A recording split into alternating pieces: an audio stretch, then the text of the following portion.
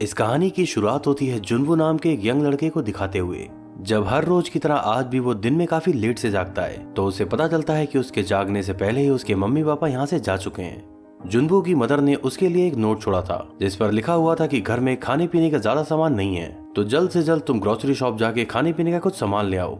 जुनवू सोचता है कि ग्रोसरी शॉप वो बाद में भी चला जाएगा, इसलिए फिलहाल कुछ इधर उधर के काम करके अपना टाइम पास करने लगता है। फिर इसके कुछ देर बाद जब वो ऑनलाइन गेम खेलने में पूरी तरह से मशरूफ था तो उसकी चैट में कुछ लोग अजीबोगरीब तरह की बातें लिखने लगते हैं। इन चैट्स में लिखा हुआ था कि अगर खुद को जिंदा रखना चाहते हो तो इस शहर को छोड़कर भाग जाओ। इसके अलावा किसी वायरस से होने वाले इन्फेक्शन के बारे में भी लोग इन चैट बॉक्स में लिख रहे थे। इसी दौरान उसका एक फ्रेंड उसे मैसेज करके कहता है कि जल्दी से टीवी ऑन करके देखो। फिर जब जुनवू टीवी ऑन करके देखता है तो उसे पता चलता है कि इस शहर में एक बड़ा ही अजीबोगरीब किस्म का वायरस फैल गया है। इस वायरस की वजह से लोग जॉम्बी बनते जा रहे हैं और जैसे ही वो जॉम्बी किसी दूसरे इंसान को काटता है तो वो भी जॉम्बी बन जाता है। इसी तरह से इस शहर के लगभग आधे लोग अब तक जॉम्बी बन चुके हैं। जुनवू अभी ये सब देख ही रहा होता है कि तभी अचानक से टीवी के सैटेलाइट सिग्नल गायब हो जाते हैं। इसके बाद जुनवू के फोन पर एक मैसेज आता है जो असल में कोरियन गवर्नमेंट की तरफ से एक इमरजेंसी अलर्ट था। इसमें लिखा हुआ था कि फिलहाल ये सिचुएशन हमारे कंट्रोल के बाहर है, तो अपनी जान बचाने के लिए आप सभी को अपने घर पर ही रुकना होगा। इतना कुछ देखने के बाद अब तक जुनवू को भी समझ आ चुका था कि यह मामला काफी सीरियस है। फिर इसके बाद जब वो अपनी बालकनी पर जाकर नीचे की तरफ देखता है तो बाहर का मंजर तो बहुत ज्यादा खौफनाक था। वो देखता है कि खून से लथपथ कुछ लोग बेतहाशा ही इधर उधर भागे जा रहे थे। इनमें से लगभग आधे लोग तो जॉम्बी बन चुके थे और बाकी अपने आप को बचाने की कोशिश में लगे थे। इन्हीं में से एक औरत अपनी बेटी को बचाने के लिए हाथ में चाकू लेकर बाहर आई थी। फिर जैसे ही उस औरत को उसकी बेटी नजर आती है तो वह वहां जाकर उसे गले लगा लेती है। लेकिन तभी अचानक से उसकी बेटी, जो कि अब तक एक जॉम्बी बन चुकी थी, वो अपनी ही माँ को बहुत बुरी तरह से काट कर घायल कर देती है। यानी कि इंसान जब एक बार जॉम्बी बन जाता है तो उसके लिए अपने और पराये में कोई फर्क नहीं होता। ये पूरा सीन जुनवू के लिए बहुत ज्यादा डिस्टर्बिंग था। इसी दौरान उसे फील होता है कि कोई उसके घर का दरवाजा बहुत जोर जोर से खटखटा रहा है। फिर वो जल्दी से इस बालकनी की खिड़की को बंद करके अपनी गेट की तरफ बढ़ता है। वो धीरे से अपना गेट खोलकर बाहर की तरफ देख ही रहा होता है कि तभी अचानक से एक आदमी जबरदस्ती उसके घर में घुस जाता है। वो जुनवू से रिक्वेस्ट करते हुए कहता है कि मैं कोई जॉम्बी नहीं बल्कि तुम्हारी तरह ही एक नॉर्मल इंसान हूँ, इसलिए प्लीज बस कुछ देर के लिए मुझे यहाँ पर रहने दो। वैसे तो जुनवू इस आदमी को अपने घर से बाहर भगाना चाहता था, लेकिन फिर भी कुछ सोचकर वो फिलहाल कुछ देर के लिए उसे यहाँ पर रुकने देता है। इसके बाद जब वो आदमी वॉशरूम के अंदर गया हुआ था तो बाहर लगे हुए खून के निशान को देखकर जुनवू ये समझ जाता है कि इस आदमी को भी जॉम्बीज ने काट लिया है। तो मतलब साफ है कि कुछ देर बाद ये आदमी भी पूरी तरह से जॉम्बी बन जाएगा। फिर जुनवू एक चाकू उठाकर उसे धमकी देता है कि वो उसके घर से बाहर निकल जाए, लेकिन वो आदमी अभी जुनवू को समझा ही रहा होता है कि वो पूरी तरह से ठीक है, इसलिए जुनवू को उससे डरने की कोई जरूरत नहीं। कि तभी अचानक से इस बंदे के ऊपर उस जॉम्बी वायरस का असर शुरू हो जाता है। अचानक से इसकी आंखें लाल हो जाती हैं और फिर इसका शरीर अजीबोगरीब तरह से टेढ़ा मेढ़ा होने लगता है और देखते ही देखते ये अच्छा भला आदमी अब पूरी तरह से एक जॉम्बी में तब्दील हो चुका था। अब जॉम्बीज का तो काम ही होता है नॉर्मल इंसान को काटकर उन्हें भी अपने जैसा जॉम्बी बनाना। तो ये नया नवेला जॉम्बी भी जुनवू को काटने के लिए उसकी तरफ बढ़ता है, लेकिन किसी तरह जुनवू उसे धक्का मार के घर से बाहर निकाल देता है और दरवाजा बंद कर लेता है। इसके बाद वो अपने घर में रखे हुए बड़े से फ्रीज को उस दरवाजे के पास लाकर लगा देता है ताकि बाई चांस अगर कोई जॉम्बी दरवाजा तोड़ भी ले तो वो इस फ्रिज की वजह से घर में अंदर ना घुस पाए। इसके बाद जुनवू अपने पेरेंट्स को कॉल करने की कोशिश करता है, लेकिन कांटेक्ट नहीं हो पाता। फिर कुछ ही देर में उसे उसकी मदर का एक मैसेज मिलता है जिसमें लिखा हुआ था कि हम दोनों पूरी तरह से महफूज हैं और अपने किसी रिश्तेदार के घर पे रुके हुए हैं, लेकिन फिलहाल के इन हालातों को देखकर घर पर नहीं आ पाएंगे, इसलिए तुम्हें इस पूरी इमरजेंसी सिचुएशन का सामना अकेले ही करना होगा। और लास्ट में उन्होंने लिखा था जुनवू यू हैव टू अलाइव, यानी कि तुम्हें जीना होगा। खैर जुनवू को इस बात से थोड़ा हौसला मिलता है कि उसके पेरेंट्स पूरी तरह से ठीक हैं। फिर इसके बाद वो एक स्टिकी नोट पर मैं जिंदा हूँ लिखकर उसे अपनी फैमिली फोटो के साथ लगा देता है ताकि उसे देखकर उसे हिम्मत मिलती रहे। वो जानना चाहता था कि फिलहाल उसके घर में कितना खाना है और कितने दिनों तक उसका काम चल सकेगा। फिर वो उस सारे खाने को एक टेबल पर इकट्ठा करके उन्हें 10 अलग अलग छोटे हिस्सों में बांट लेता है ताकि आने वाले 10 दिनों तक थोड़ा बहुत खाकर उसका काम चलता रहे। फिर अगली सुबह वो अपने हाथ में एक पोस्टर लेकर सेल्फी लेता है जिस पर लिखा हुआ था कि मैं अभी जिंदा हूँ, और इसके बाद वो इस फोटो को सोशल मीडिया पर यह सोचकर अपलोड कर देता है ताकि बाकी बचे हुए जिंदा लोगों को ये देखकर थोड़ी हिम्मत मिल सके। इसके बाद वो अपनी बिल्डिंग के आसपास की स्थिति का जायजा लेने के लिए अपने ड्रोन कैमरे को बाहर भेजता है। वो देखता है कि यहाँ हर तरफ सिर्फ जॉम्बीज ही नजर आ रहे हैं। फिलहाल उसे अपनी इस बिल्डिंग के आसपास में कोई भी नॉर्मल इंसान नजर नहीं आया और जिधर भी देखो हर तरफ सिर्फ जॉम्बीज ही जॉम्बीज नजर आते हैं। इसके बाद वो अपना टाइम पास करने के लिए एक बार फिर से ऑनलाइन गेम खेलने लगता है, पर तभी अचानक से इंटरनेट कनेक्टिविटी गायब हो जाती है। यानी कि अब आने वाले दिनों में उसे खाने पीने की चीजों के साथ साथ इंटरनेट को लेकर भी काफी स्ट्रगल करना पड़ेगा। फिर शाम के समय जब वो थोड़ी नींद में था तो उसे बाहर से किसी के चिल्लाने की आवाजें सुनाई देने लगती हैं। वो बालकनी पर जाकर देखता है तो बाहर का मंजर डराने वाला था। एक पुलिस वाली अपनी जान बचाने के लिए ज़ॉम्बी से दूर भागी जा रही थी, लेकिन फिर भी जब वो लोग नहीं मानते तो वो उनमें से कई लोगों को गोली भी मार देती है। फिर आखिर में जब उसके पास सिर्फ एक ही गोली बचती है तो वो चाहती थी कि वो खुद को मार के खत्म कर ले ताकि उसे एक ज़ॉम्बी ना बनना पड़े, लेकिन इससे पहले ही वो ज़ॉम्बी उसे पकड़कर काट लेते हैं। और फिर कुछ देर बाद ये बहादुर पुलिस वाली भी एक ज़ॉम्बी बन चुकी थी। और इसी दौरान एक नई मुसीबत जुनवू के घर के बाहर दस्तक दे चुकी थी। वो देखता है कि दरवाजे पर लगाया हुआ उसका फ्रिज जोर जोर से हिल रहा है, क्योंकि बाहर खड़ा कोई ज़ॉम्बी गेट तोड़कर अंदर घुसने की कोशिश कर रहा था। पहले तो जुनवू वहां खड़े होकर उसे रोकने की कोशिश करता है, लेकिन फिर कुछ ही देर में उसे समझ आता है कि इस ज़ॉम्बी की ताकत के आगे वो ज्यादा देर तक टिक नहीं पाएगा। और इसीलिए अब जुनवू फैसला करता है ताकत की बजाय अपना दिमाग चलाने का। फिर वो जल्दी से बालकनी के पास जाकर खड़ा हो जाता है ताकि वो ज़ॉम्बी घर में घुसने के बाद उस पर हमला करे।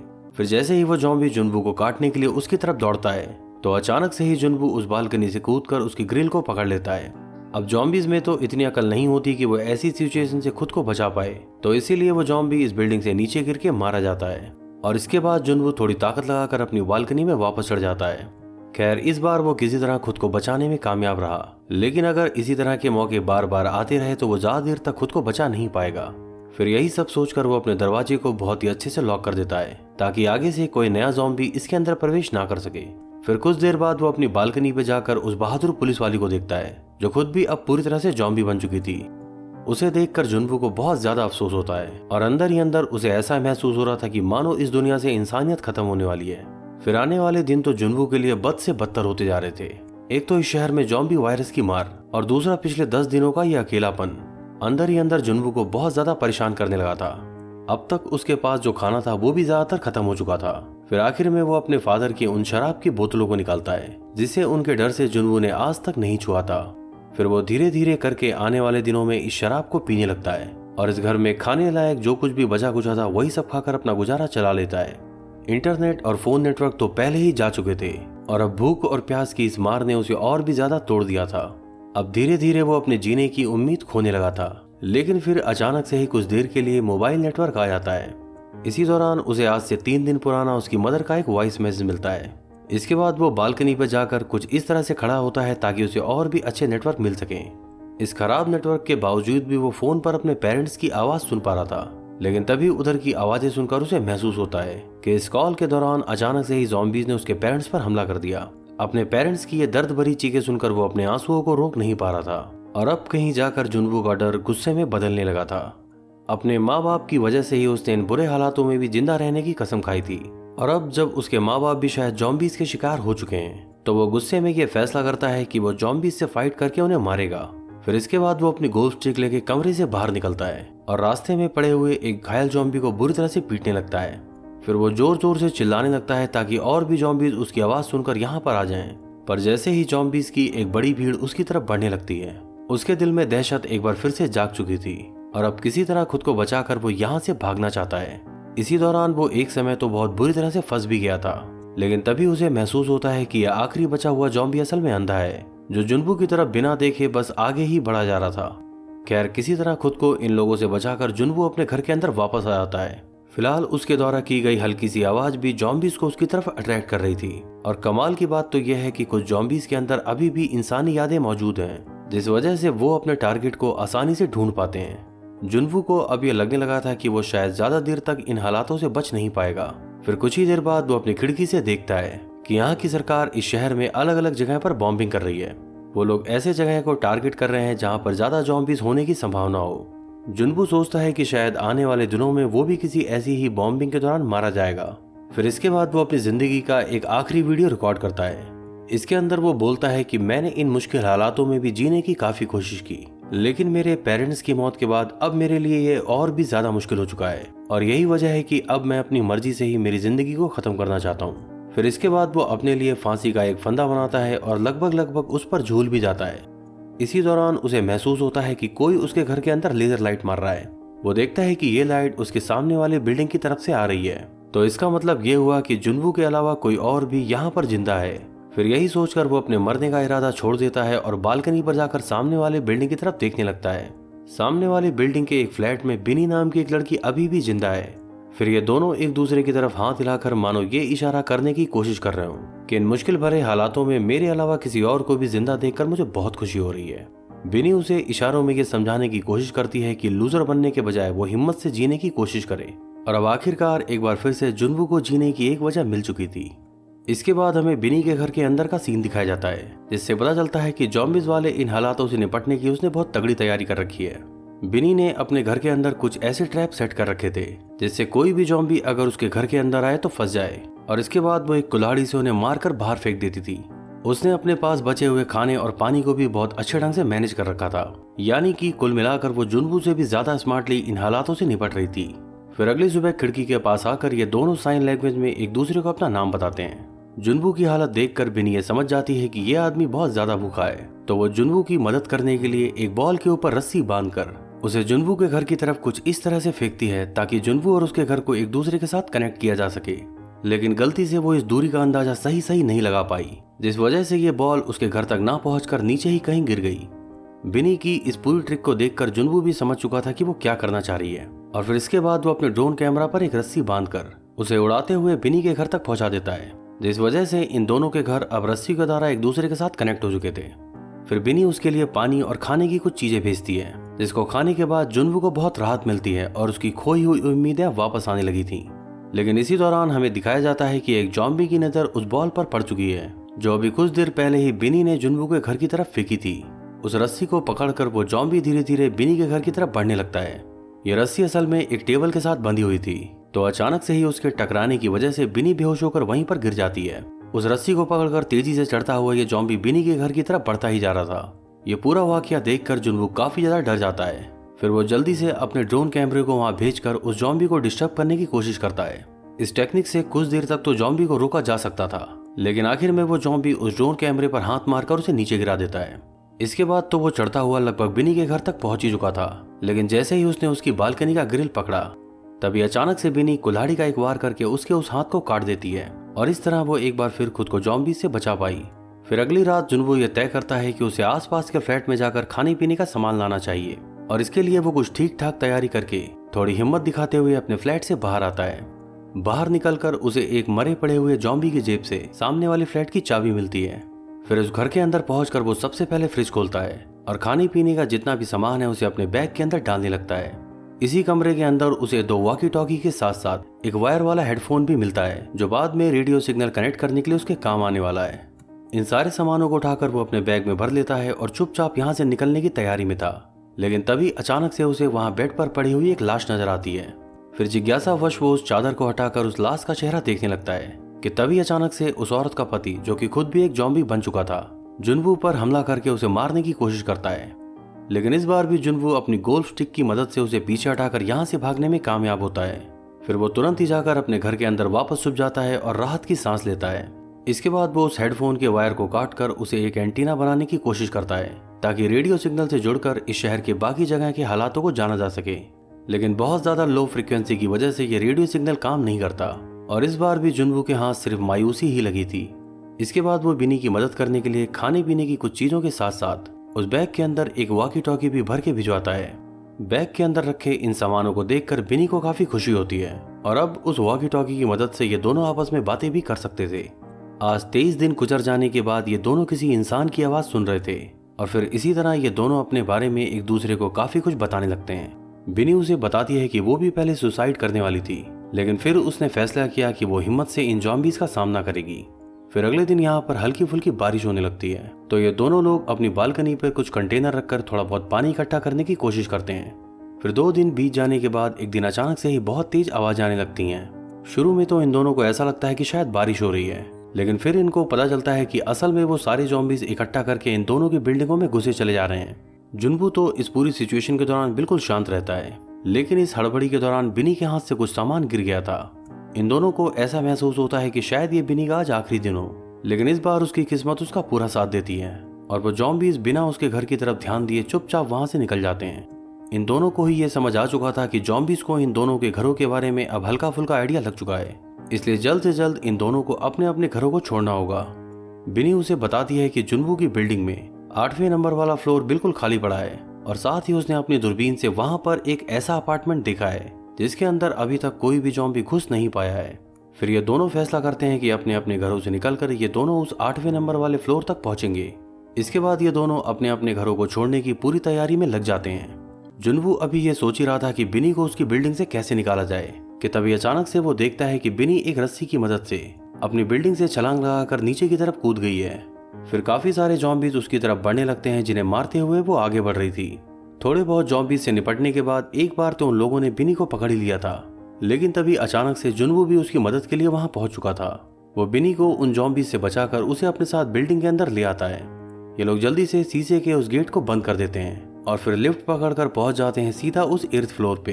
ये देखते हैं कि ये फ्लोर लगभग पूरा खाली ही पड़ा है। इसके बाद ये लोग वहां के एक एक फ्लैट के अंदर झांक कर देखने लगते हैं और साथ ही ये कोशिश भी करते हैं कि इनमें से किसी का दरवाजा खुल सके। तभी अचानक से वहां जोरदार शोर सुनाई देता है और ये दोनों देखते हैं कि ढेर सारे ज़ॉम्बीज अब इस फ्लोर पर भी पहुंच चुके हैं। फिर बिनी जल्दी से आगे भागकर उन फ्लैट्स के दरवाजों को खोलने की कोशिश करती है और जुनवू वहीं रास्ते में लोहे का एक गेट गिराकर उन ज़ॉम्बीज को रोकने की कोशिश करता है।